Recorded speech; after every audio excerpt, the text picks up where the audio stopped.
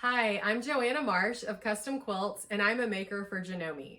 Today, I'm going to be showing you how to quilt a quilt block from the Janome Rainbow Block of the Month using the Janome Quiltmaker Pro 20 long arm. So a few of the supplies that you'll need today are your ruler base, which I've already attached to my Quiltmaker Pro 20, and a couple of your favorite long arm quilting rulers. Make sure that you grab long arm quilting rulers, because if you just grab an acrylic quilting ruler that's only 1/8 of an inch thick, that's not going to be appropriate for what we need. And sometimes your hopping foot can hop over that, break the ruler, break the needle, do all kinds of bad things. So just make sure that you grab a couple of rulers or one ruler, long arm quilting ruler that's appropriate for long arm quilting. We're going to do a little bit of basic ruler work and combine that with Freemotion Quilting to create a really popping, impactful quilt block. So let's get started. Okay, so our first block that we're going to be working on is this fantastic maple leaf. And I've done it in a solid color. I've pieced it in a solid color, so it's really nice and modern looking. The background is this great low volume gray fabric that I picked. And I went ahead and I basted this entire quilt on the Janome Quiltmaker Pro 20 so that I could take it off and just do a couple of quilt blocks at a time if I wanted to. You don't have to do that. You can quilt the entire thing if you want to, but I'm going to be doing this kind of in chunks. And so I'm going to go ahead and remove my basting stitches. And I'm just going to tie these off because I only want to be working with this one block right now. So very quickly, I'm going to do this and then we'll get started with the quilting. Okay, so now we've got our block ready to go. It's ready to be quilted. And today I'm going to be working with this Janome ditch long arm ruler. This is great for quilting in the ditch and also for doing offset, maybe like 1/4 of an inch quilting. And so I'm going to go ahead and start my quilting with the quilting plan that I have come up with for this block. Is I'm going to come in here and I'm going to trace around the block first. Then I'll come in and I'll do an offset quilting line that's 1/4 of an inch out from the outlining seams.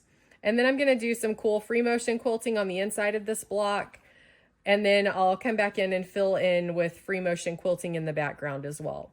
I'm also going to stitch a line here and here around the outer edges of the block, because later I'm going to be coming in and filling in the quilting on the sashing. Okay, so let's get started. I'm going to start by outlining the block, and so I'm going to be stitching in the ditch on the sashing.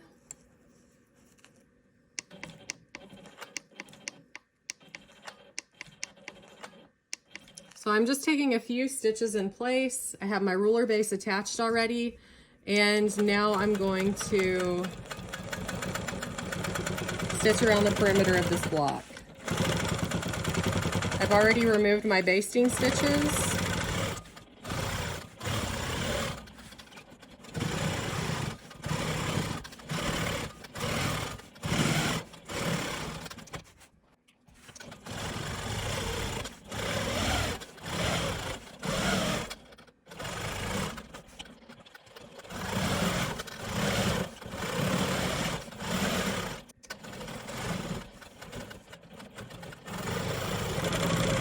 Okay, so what I'm going to do now is I'm going to come around and I'm going to stitch around the perimeter of my maple leaf. Okay, so I'm using my ruler and I'm being a little bit cautious of where my needle's going. I'm trying to go right in the middle of those two pieces of fabric. And so this can be a little bit easier depending on how you piece your quilt. So whenever I piece this, I press my seams open just because I like nice flat seams. It's a little bit easier to stitch in the ditch if you press both pieces of fabric to one side or the other, whether it's the dark side, the light side, whatever you want to do. Okay, so I've already stitched on that. I'm stitching on top of a previous line of stitching.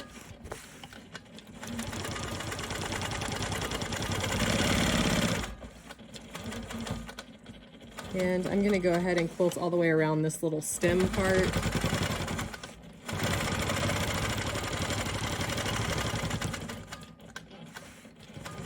Okay, nice and easy.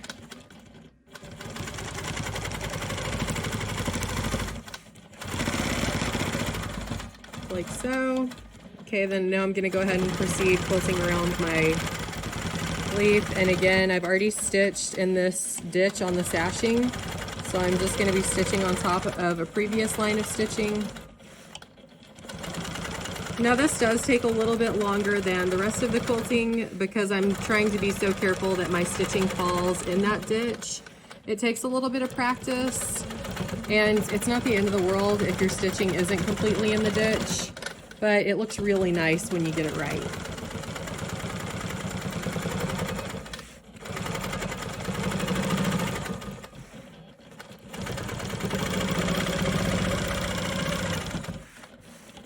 So I'm just using the edge of my ruler as a guide for my foot. I'm just about done here stitching on the perimeter of this. Perfect, there we go. Okay, so now what I want to do is I want to quilt I'm stitching on top of a previous line of stitching again. And I want to come down here and I want my starting point for this stitching. I'm going to stitch 1/4 of an inch offset from my block, and I'm going to backtrack just a little bit and do another 1/4 of an inch.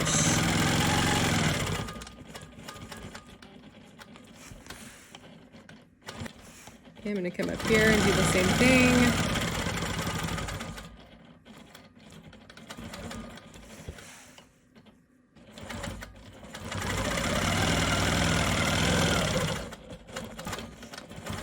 Okay, awesome. So now we're done with our perimeter quilting, and now I'm ready to add my Freemotion quilting. So I'm going to be doing little swirls on the inside of this block. So nice and easy, I'm just doing these circular motions in and out. And I'm using this nice gray thread, so it's not too highly contrasting, but I'm not using a matching thread color on the fabric. I do want it to stand out just a little bit.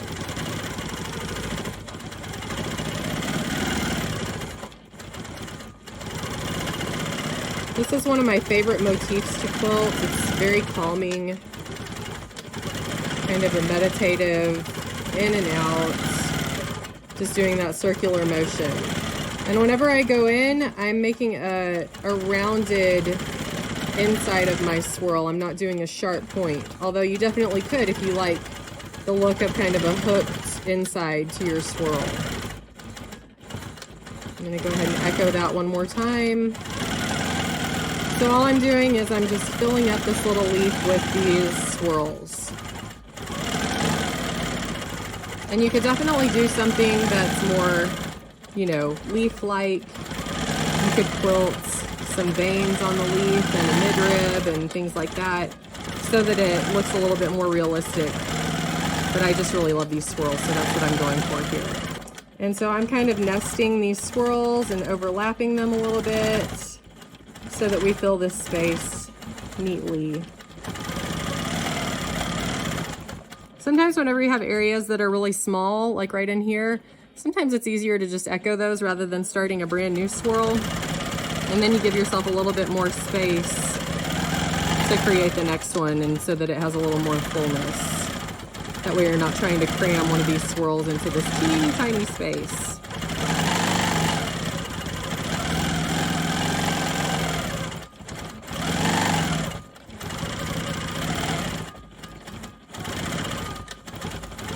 Like right here, I decided to just go ahead and echo that one. And, you know, I probably could have fit another swirl in there, but it's just easier to echo whenever you have like an awkward space to fill. So I'm working my way up to kind of the point of this leaf. And I need to be careful about where I'm going because I don't want to quilt myself into a corner. So I'm coming back down here, and I'm just kind of being cognizant of the path of my quilting. So like right now, I know that, okay, I finished all of this. Now I need to be back over here and finish up this quilting in this area. So I need to retrace some of my lines so that I can get back over here. So don't panic if you kind of quilt yourself into a corner. You can always retrace your lines. Just, it's helpful if you slow down a little bit so that you can get there.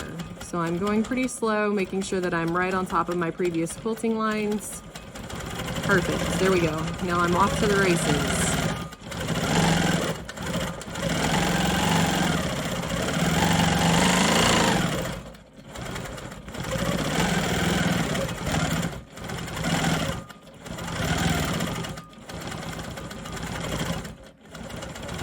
Awesome. Okay, so we are done filling this little leaf up with those adorable little swirls.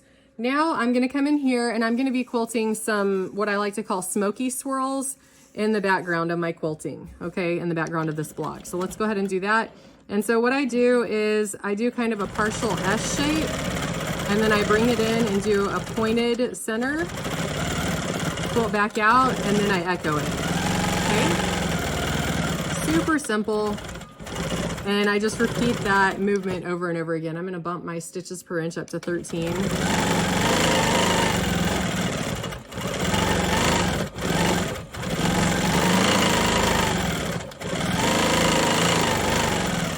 So this is a really fun motif to do. I like this because it kind of takes on the appearance of wind or water or some other natural element, and they're really fast and fun to quilt. So I'm going to follow that line back down. And again, this is one that lends itself really well to echoing. So if you get yourself in a bind and you're in kind of an awkward position, you can always echo this bad boy out a couple more times to fill the space. Okay, now I'm going to follow this line up, echo once more right there. And you can quilt this really dense, you can quilt it loosely. It's a really fun one to do. So hopefully this will make a little bit of sense as to why I quilted this 1/4 inch kind of breathing line right here. I like to separate my free motion motifs. So I've got two pretty busy free motion fillers that I'm using, and I don't like those to butt right up against each other. So that's why I quilted that line of ruler work, so that those could kind of have some breathing room and some area of separation.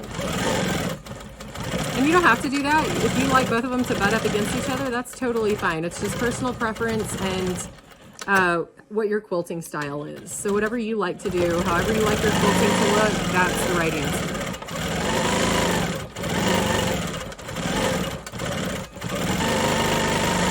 All right, this is our last little space to fill. We're just about done with this block.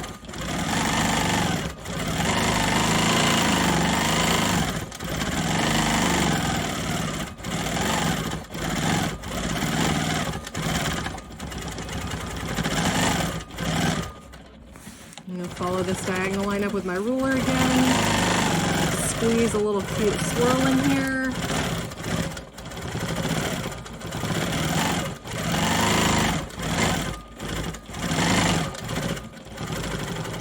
And that is it. Okay, so now that I'm going to quilt this block kind of in chunks, or this quilt, I mean. So I'm going to take a couple of stitches and I'm going to cut my bobbin thread and my top thread so that I've got quite a bit of excess in case I want to come back and bury those threads later. There we go. All right, and now we have our block quilted. Oh my gosh, doesn't that look so good? Love it.